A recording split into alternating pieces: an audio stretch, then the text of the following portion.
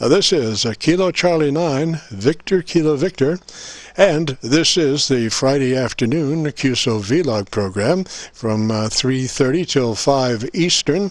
We are running recording, and if you have a radio you want to check the audio on, give us a shout. This is KC9VKV. Yes, N8Uax. N8Uax, go ahead. Yeah, I came back to see you from this afternoon. I heard that other guy you were trying to adjust.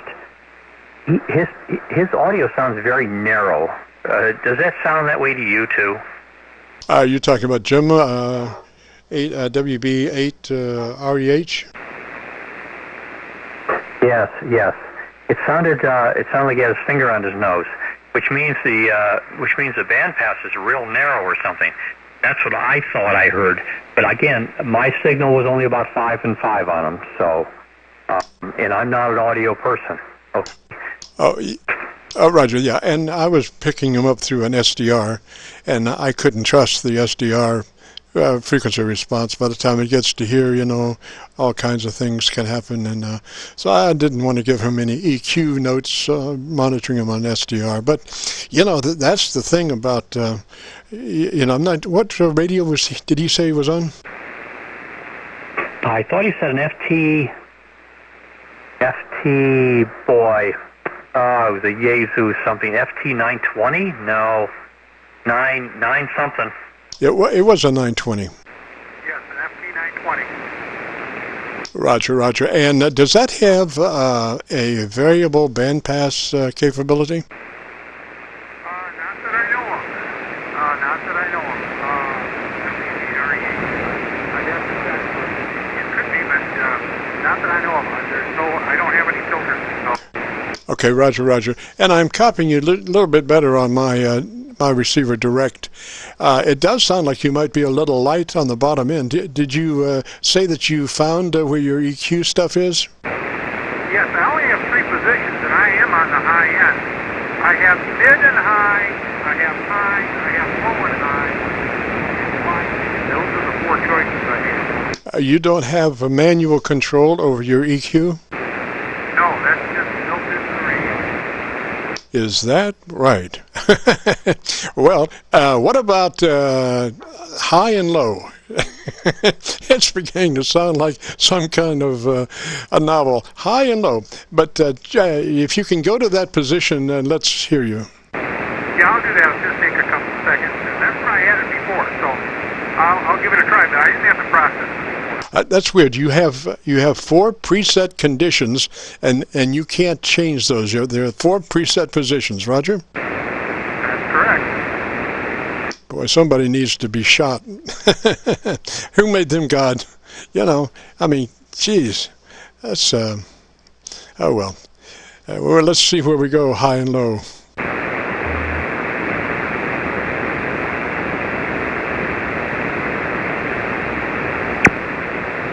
Okay, now I'm in that position, the high and low position. Oh, I would stay there. 4 positions. I either have off or I have the 4 positions. Your high and low is better than where you were. You still need a little top end on top of your high and low, but you can't have it. So I would stay right there. That's a lot fuller than where you were, sir. Way better. Roger, you were very mid-rangey before, and that's what I was getting on the SDR, but I couldn't be sure because I couldn't get you on my my receiver to be able to tell for sure. So right now you're a fairly full frequency on the bottom mids, but for my personal taste, I would like to see about 3 or 4 clicks more top end to give you some clarity and enunciation capability, articulation. All that stuff is in the top end, and you know, that's why it's important to have manual equalization, so you don't have to put up with somebody else's considerations of what they think you should be. When you have manual equalization, you can set it for what you need for the microphone. You know, how do they know what kind of microphone you're going to have, you know? Yeah, okay, well, I did change it. I'm on the mid and high now. This is position 1, the mid and high. It doesn't look to be as robust, but you might comment on this position. Over. All right, check your ALC now that you've made that correction. You're rolling off some of the bottom end. Check your ALC to be sure that you're now deflecting mid-scale to 2/3, and also that you're running 3 out of 10 on your compressor. Because now that you've done the EQ, you're restraining some of the audio signal, so your ALC will probably be needed to increase to the to be back to the mid scale to 2/3 deflection. Roger. Okay, so that would mean I should adjust the compression up a little more. You should turn your mic level up a little more. That's how you control ALC, is through your mic level. Yep, okay, here we go.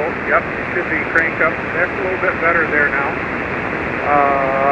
Okay, testing 1, 2, 3, 4. That's about a half to 2/3. That's about where it's going right now. How does that sound, Boris? A lot better, a lot better. I think I would go with that and see who salutes. Sally forth with that and see how many people salute, and I think that's the best of all the possibilities that you've run across me so far. Okay, well, thanks a lot. I appreciate the other guys' help. I'll just stand by here. You guys go ahead, and this gives me another chance. I'm glad you can hear me a little better.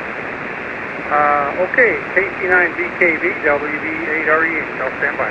The only further thought I could have is that your average peak modulation could need to be improved a little bit. You're probably about 4 or 5 dB dynamic range, and you should be about 3.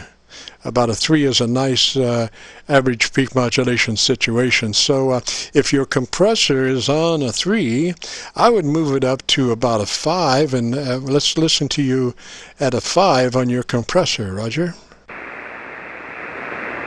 Okay, well, I've moved it up there. I'm now about halfway, which in mine it goes. You could consider the 12 o'clock position here. So I'm halfway up on my compression right now, and about the same with the mic gain for that matter. So it's kind of surprising, but the ALC looks like it's right in the norms here on my meter. Roger. Okay, I would go with that. That looks a little bit better. You know, the average peak modulation of non-processed is 30%, and then when you manage to get your peak modulation, average peak modulation to say a 3 dB dynamic range, you're probably running about 70% average peak modulation then. And it's the average peak modulation that's important. I mean, anybody unprocessed can hit 100%, but it's how fat your signal is as to how often you hit 100%. So when you start reducing your dynamic range, then you'll be hitting 100% a lot more often, and then your apparent loudness will be maybe twice as loud as what you were. Okay, well that's good. It looks to be really. I can see it more full on the LC. It's much fuller. It's not quite going up and down. Well, that's good. Yeah, this is all new to me. I've really never messed with this radio that much. The other ones are pretty simple. So thanks a lot. And we'll just stand by here, and we'll leave it here for a while. If the signals are good later, maybe I'll check in if you're not busy.